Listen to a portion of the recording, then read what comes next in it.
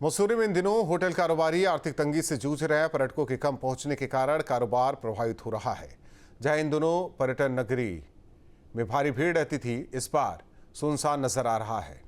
मई महीने के आखिरी सप्ताह में इस बार सैलानियों की संख्या में कमी आई है। मसूरी देहरादून मार्ग पर पर्यटक वाहनों को होटल की बुकिंग पर यहां आने दिया जा रहा। टेम्पो ट्रेवलर्स को आने वाले यात्रियों को वापस भेजा जा रहा। प्रशासन का कहना है कि मसूरी में बड़े वाहनों की आमद से जाम की स्थिति बन जाती है, जिससे लोगों को काफी परेशानी का सामना करना पड़ता है।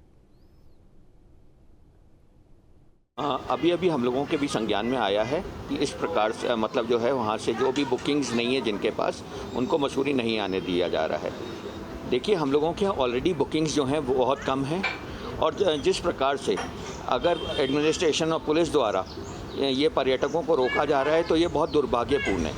ये पर्यटन विरोधी है, तथा हम लोग जानते हैं हर बार हमारे साथ इसी तरीके से भेदभाव किया जाता है। हम लोगों के यहाँ पर्यटन को जो है एक बढ़ावा ना दे करके बल्कि एक नेगेटिव मैसेज हम लोग दे रहे हैं।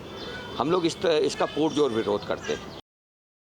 चारधाम यात्रा से जुड़ी बड़ी खबर आपको बता दें। केदारनाथ धाम में उमड़ा भक्तों का सैलाब। 22 दिन में 5 लाख के पार पहुंचे श्रद्धालु। 1 किलोमीटर के क्षेत्र में 10 पर्यावरण मित्र तैनात। यात्रा मार्ग पर साफ सफाई की व्यवस्था। 24 घंटे यात्रा का किया जा रहा संचालन। 4000 घोड़े खच्चर आवाजाही करा रहे। पशु चिकित्सकों की टीम धाम में तैनात। तो केदारनाथ धाम में भक्तों का सैलाब उमड़ रहा है। सबसे ज्यादा भक्त बाबा केदार के धाम पहुंच रहे हैं। आंकड़ों की बात करें तो यहां 22 दिन में 5 लाख से ज्यादा भक्त दर्शन कर चुके हैं। यात्रा मार्ग पर 1-1 किलोमीटर के क्षेत्र में 10-10 पर्यावरण मित्र तैनात किए गए हैं। 24 घंटे यात्रा का संचालन किया जा रहा है। इतना ही नहीं, भक्तों की यात्रा आसान बनाने के लिए 4000 घोड़े खच्चर आवाजाही करा रहे हैं। इसके अलावा धाम में पशु चिकित्सकों की टीम भी तैनात है। प्रशासन ने साफ सफाई की बेहतर व्यवस्था की है। टोकन सिस्टम के जरिए श्रद्धालुओं को दर्शन कराए जा रहे हैं। आज यहाँ पर केदारनाथ धाम में पहली बार ही दर्शन करने आया हूँ, परंतु यहाँ पर जो व्यवस्था हमने शासन प्रशासन की देखी वो बहुत ही अनुकरणीय है। और उसमें सबसे मेन मुख्य बात यह है कि जो टोकन लेकर, जैसे यहाँ पर अपन गौरी कुंड में स्नान करने के बाद प्रीपेड काउंटर से अपन खच्चरों को वहाँ पेमेंट करने के बाद अपने वो टोकन हमको दिया जाता है, उनका लाइसेंस हमें दिया जाता है कि आप व्यवस्थित पहुँच जाएं, उसके बाद ही ये लाइसेंस इन्हें वापस करें। चमोली से बड़ी खबर। कल खुलेंगे हेमकुंड साहिब के कपाट। पंच प्यारों की अगुवाई में श्रद्धालुओं का जत्था रवाना। श्रद्धालुओं में दिखा खासा उत्साह। हेमकुंड साहिब में चारों तरफ बर्फ ही बर्फ दिखाई दे रही है। तो चमोली की तस्वीर आपको दिखा रहे हैं, जहां कल खुलेंगे हेमकुंड साहिब के कपाट। पंच प्यारों की अगुवाई में श्रद्धालुओं का जत्था रवाना हुआ। श्रद्धालुओं में दिख रहा खासा उत्साह। हेमकुंड साहिब में चारों तरफ बर्फ ही नजर आ रही है। तो कल सिखों के प्रसिद्ध धाम हेमकुंड साहिब के कपाट खुलेंगे। तैयारियों को अंतिम रूप दिया गया है। पंच प्यारों की अगुवाई में श्रद्धालुओं का जत्था भी रवाना हो चुका है। श्रद्धालुओं में खासा उत्साह देखने को मिल रहा है। हेमकुंड साहिब में चारों तरफ बर्फ ही बर्फ है। बावजूद इसके श्रद्धालुओं की संख्या में कमी नहीं है। पंजीकरण भी जोरों पर चल रहा है। 67,377 से ज्यादा यात्री पंजीकरण करा चुके हैं। धाम को भव्य फूलों से सजाया गया है। गोविंद घाट, घंगरिया और हेमकुंड साहिब में लंगर सेवा भी जारी है।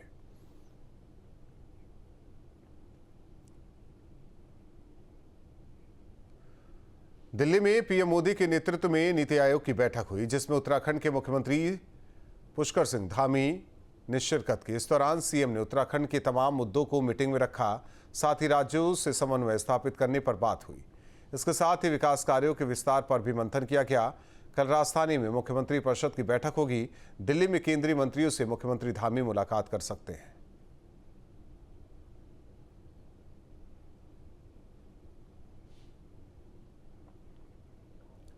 देश में कोरोना ने पांव पसारने तेजी से शुरू कर दिया है। भारत के अलग अलग राज्यों में इसके केस सामने आ रहे हैं। उत्तराखंड में भी खतरनाक वायरस ने दस्तक दे दी है।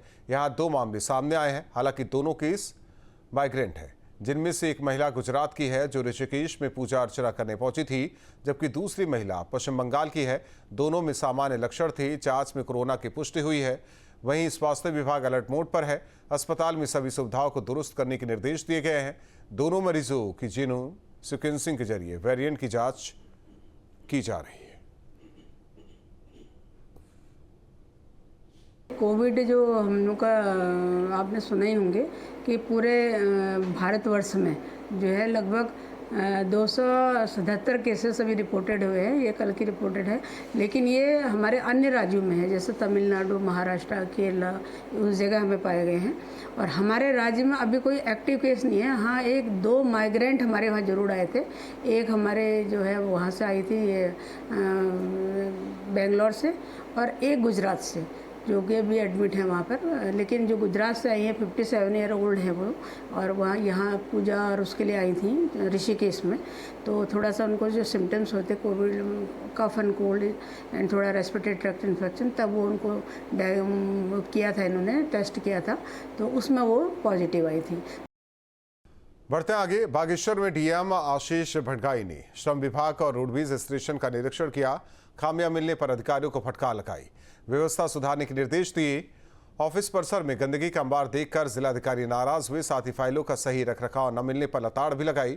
डीएम ने दो टूक कहा कि लाभार्थियों को किसी तरह की परेशानी नहीं होनी चाहिए, योजनाओं के तहत मिलने वाली राशि का समय पर भुगतान होना चाहिए।